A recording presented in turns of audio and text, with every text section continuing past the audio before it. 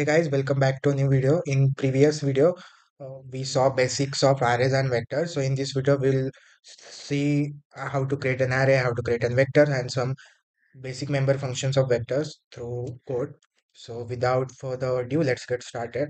So now if I want to create an array of integer of size, so I can declare it like this. And if I want to take input of array elements, so I can use the for loop and I can iterate via indexes and I can take the input with the help of chain statement. And now if I want to print the array elements, so I can access it through the index and I can simply print it.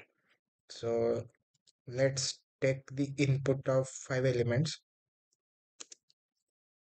So these are the 5 elements, and if I'm now printing it, so you can see first I have taken the input of 5 elements and now it has printed it.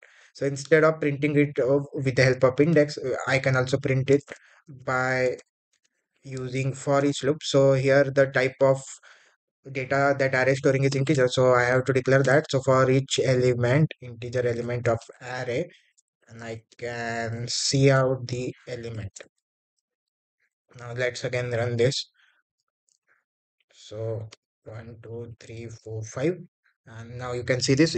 So this has also given the same output. So by any of the way you can print the array. So let's have a look at how to create an vector. So if I want to create an vector, so I have to include the header file, that is hash include vector. So now if I want to create a vector of integers, so I can create it vector of integers. And let's suppose I want to take input from the user of 6 elements. So I can take it like this. So I can take integer number.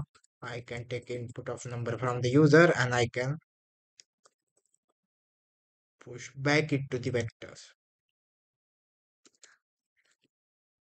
So the pushback is a method in vectors that is used to insert the element at the back of vector. Yeah. So let's run this. So I'll comment the above part. So let's run this.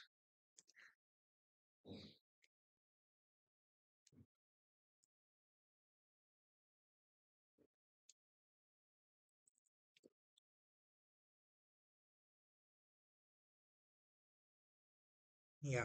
So 1, 2, 3, 4, 5, 6. Oh, I haven't printed the element. So let's print it. So I less than 6, I plus plus, C out, V of 5. Now let's again run that. Yeah, so I'm taking the input of first 6 elements and you can see it has printed it. So let's see what is the size of the vector. C out v dot size and also see the capacity of the vector. The term capacity we have seen in the previous video. So capacity is always greater than the size. So let's see this.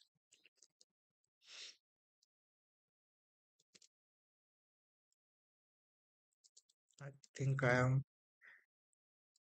like the spelling. I write the spelling incorrectly.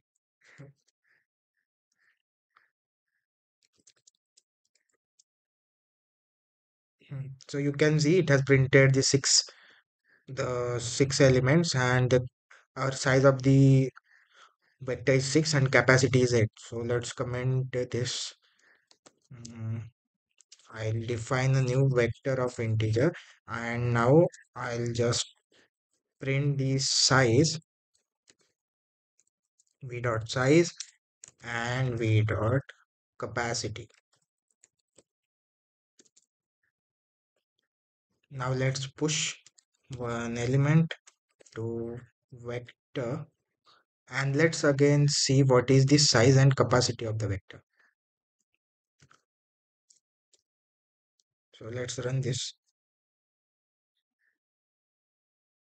So as you can see, initially the size of vector is 0 and capacity is 0. As soon as I push the as soon as I push element 1 to the vector, the size is 1 and the capacity is 1. Let's again push one more element. So as of now our vector is full and size is 1, and it is also containing one element. So if now I'm trying to push one more element to the vector, so it should increase its size to the twice the previous size, that is 1. So now this size should be 2 and capacity should also be 2. So let's run this. Yeah, now you can see the size has become 2 and capacity also has become 2. Now if I try to push one more element to the vector, let's suppose I'm pushing 3, and now let's print the size and capacity. So as of now our vector is consisting 2 elements and its size is 2 and capacity is 2. And now I'm trying to push one more element, that is 3, to the vector, so it will increase its size to the twice the current size, that is twice the current size, which is 2. So now the size will become 3 as I'm pushing the element, and capacity would become 4. So the new vector would be of size 4. And let's see this through code. Yeah, you can see the size is 3 and the capacity which it has allocated is the 4, which is twice the previous size. Now if I'm trying to push two more elements, so let's push two more elements. So I'll push 4 and push, yeah, I'll push 5 also. So previously our size of vector is 3 and capacity was 4. Now I have pushed two elements, so which is beyond its capacity. So now it will increase its capacity to twice. So let's see what is the size and capacity. So as you can see now, so the previously capacity was 4, so it has increased its capacity to twice, that is 8, and now it is containing 5 elements. So as you can see, the size is 5 and capacity is 8. So as I have said earlier, capacity is always greater than or equal to the size which we have. So let's have a look at some basic functionalities of vectors. So if you want to resize the vector, so let's suppose I am declaring a vector of integer of size, let's see, size 8, and I'll print out its size by using the size function. So size function is used to print the size of the vector. As of now, this, let's run this. As you can see, the size of vector is 8. Now if I want to shrink the size of vector, I want to resize the vector, so I can use the resize function. So the name of vector dot resize. So if I want to resize the size of vector to 5, let's use this, and let's again print the size of the vector. So it should be, size should be displaying 5. So let's see.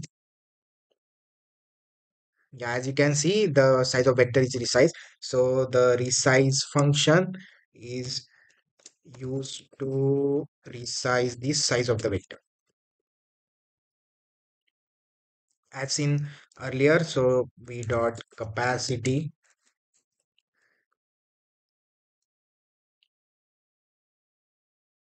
so it is capacity. So it is used to find the capacity of the vector. Now let's have look at the empty. So empty function is used to check whether our vector is empty or not. So if vector is empty, it will return true, and if vector is not empty, it will return false. So it returns the boolean value. So if vector is empty, it will return true. If vector is non-empty, it will return false. So let's check whether it is working or not. So I'm declaring a vector of integers, name, let's name it s, and let's try to check whether it is empty or not. So s dot empty, and let's print that. So I'll comment the above part. Yeah. So let's run this. Yeah, as you can see, it has returned 1, which is nothing but true. So as our vector is empty, so it has returned 1, which is true. So it returns true when vector is empty, and false when vector is not empty. So let's have a look at how to access the elements. So you can also access the elements from vector by using the index. Along with that, there are also inbuilt element access operators. So let's have a look at that. So suppose I am initializing the elements to vector. So I have initialized the first five numbers. So if I want to access the third element, so I can access it using the add operator. So see how I can directly print v dot add, sorry, it is s dot add. So I want to print the element which is at the third position. So I'll have to give its index. So element at third position would be having index 2. So let's run this. Yeah, it has printed the element. So there is also another operator. So if you want to access the element which is at the front of the vector, so you can use the front operator. So it will print out the first element in the vector. So it is s. So yeah, it has printed it as 1. So let's comment this out. Now if you want to access the element at the back, you can use the back operator. So s dot back. So it will print the last element, which is nothing but 5. Let's see. Yeah, it has printed the element 5.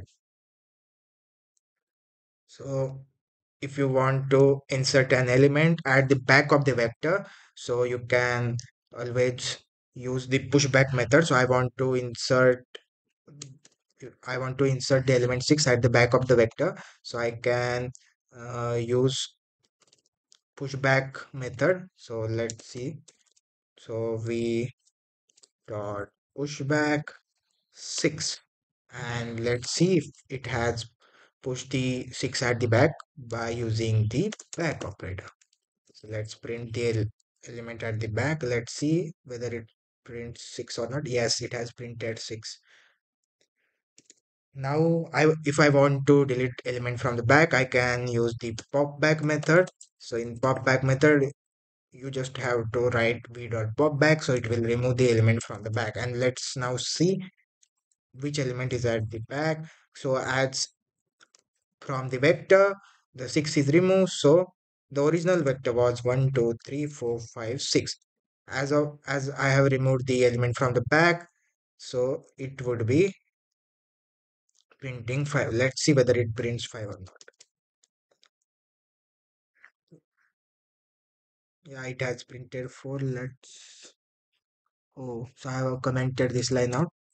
Let's see now. As you can see, it has printed 5. So it has removed the element from the back, which was 6. So if I want to insert the element at a certain position in the vector, so you can use the insert operation in the vector. So before seeing the insert operation, let's see the iterators that are used in the vectors. So to access the first element, so we can access the first element of the vector through the begin iterator. So it is used to access the first element of vector, and the v dot end is used to point the address where vectors end. So it would be if my vector is consisting of 6 elements, 1, 2, 3, 4, 5, 6. So the end would be pointing to the last memory address where the vector ends. So the memory address right next to 6 would be pointed by v dot end. So it points the last address where the vector ends. Yeah, so let's see how to insert the element at specific position in the vector. So if I want to insert a element in the vector at a specific position, so I can use the insert operator. So let's see, let's suppose I'm having this vector. I'll copy this and paste it over here, and I'll comment this out. So right now I'm having a vector with 5 elements, which is 1, 2, 3, 4, 5. And now if I want to insert the element at the first position, so I'll use the iterator, which is pointing to the first element. So the insert function takes two parameter, the position where you want to insert the element and the element which you want to insert. So this is the syntax for the insert. So now I want to insert the element at the start of the vector. So I can give the iterator position as the begin. So while inserting, you will have to give the position in terms of iterator relative to the beginning of the vector. So so I want to insert the element at the starting of the vector. So I'm giving position as begin, and I'm giving the element, let's see, 0. So now if I want to check whether element is inserted or not, so I can use the front to check whether the element is inserted in the vector at the front or not. So let's see.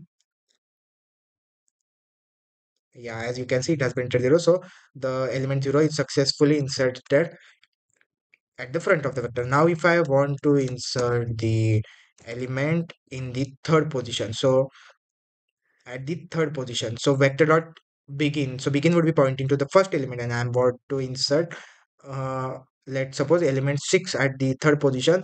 So the vector dot begin would be pointing to first element, the vector dot begin plus 1 would be pointing to second element, and vector dot begin plus 2 would be pointing to the third element. So in place of position, I would have to give v dot begin plus 2 and my element. And if I want to see if I have inserted the element 6 at the third position, that is second index or not, so I can print it. So let's see. Yeah, so you can see it has printed 6. So this is insert function. So you can insert the element in the vector at whichever position you want. So there is also one more method, which is erase, which is used to erase elements from the vector. So we dot erase. So it takes the position iterator pointing to the element to be removed from the vector. So the position as an argument. You can also give the range from where to where you want to erase it. So let's suppose I want to erase from begin to end. So I want to erase all the elements from vector. So I also can give the range from where to where I want to erase the elements. Let's suppose from the above vector, I want to erase the element from second index. So I can use the v dot erase method,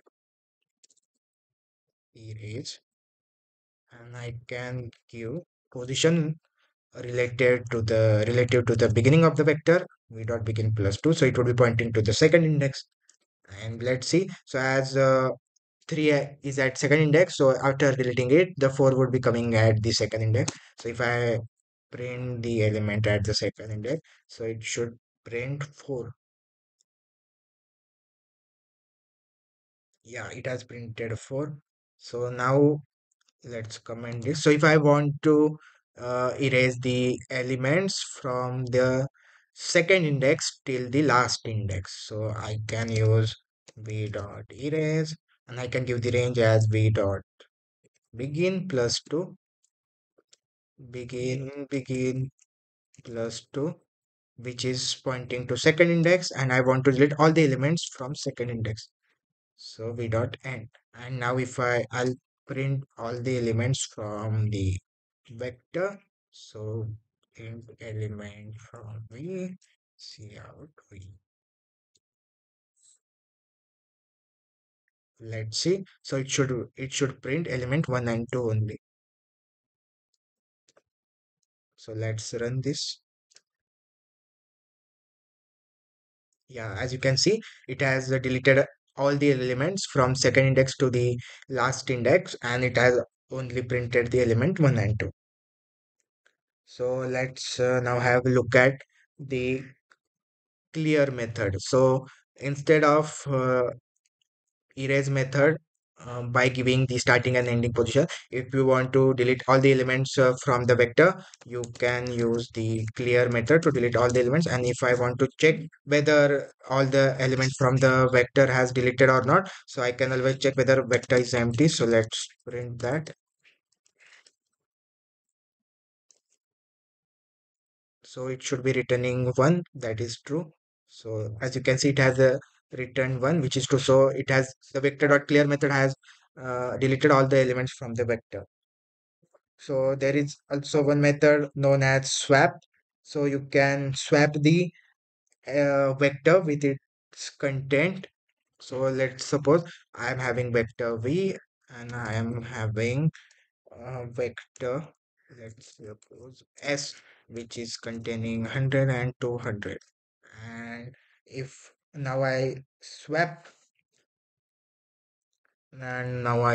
the v dot swap s, and uh, if I now try to print the elements of the v and s, so for integer element from v, cout element.